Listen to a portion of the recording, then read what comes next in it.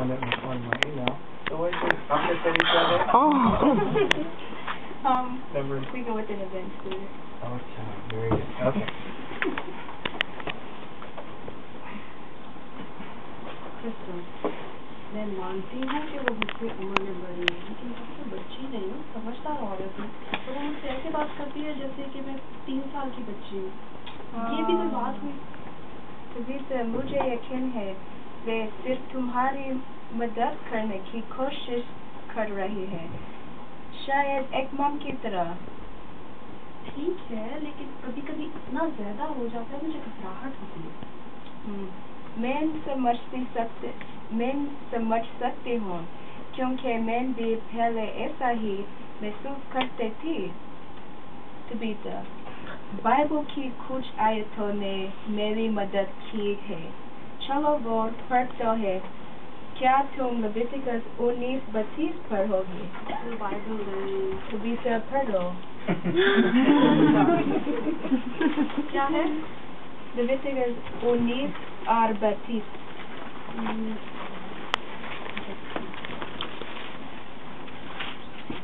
पक्के बाल वाले के सामने उठ खड़े होना और बूढ़े का आदरमान करना और अपने परमेश्वर का से निरंतर मानना, मैं यहोवा हूँ।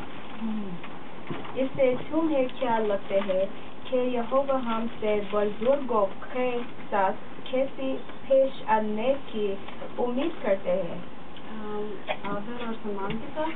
हाँ, और ये जरूरी भी है, क्योंकि आयत के अंत के लगता कि ये यहोवा की तरफ से एक हुक्म भी है। तो किस तरह से हम बुजुर्गों के आदर और सम्मान दिखा सकते हैं? उनकी सुनने, उनको समझने की कोशिश करके, क्योंकि जिंदगी में उनका हमसे ज्यादा तजुर्बा होता है। हाँ, और देखो कि जब हम बुजुर्गों की अपने ही माता पिता की तरह इज्जत करें, तो हमें क्या आशीषें मिलते हैं? यहो देखो, इफिसियों 6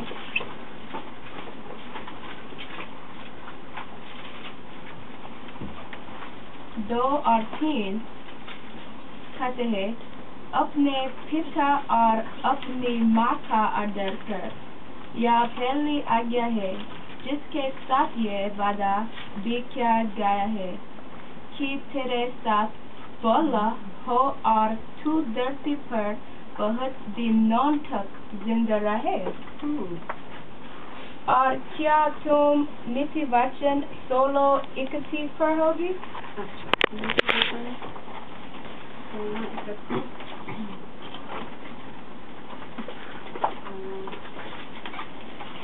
वो कहती है, पक्के बाल शोभायमान मुकुट ठहरते हैं, वे धर्म के मार्ग पर चलने से प्राप्त होते हैं।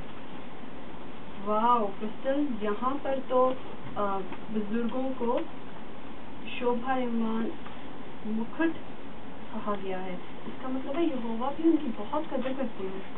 और कविता, जब लोग बुरे होते हैं तो बहुत कुछ खो देते हैं, मगर हमें इज्जत बात के ख्याल रखना चाहिए कि वो इज्जत और सम्मान कभी न खोए, उस समय भी जब हम उनसे अग्री नहीं करते हैं।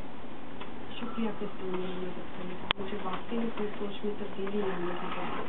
शायद मैं अपनी आंटी को फोन करती हूँ।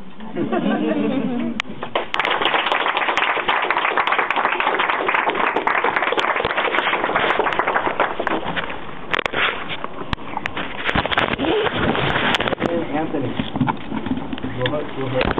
Very nice. Excellent job.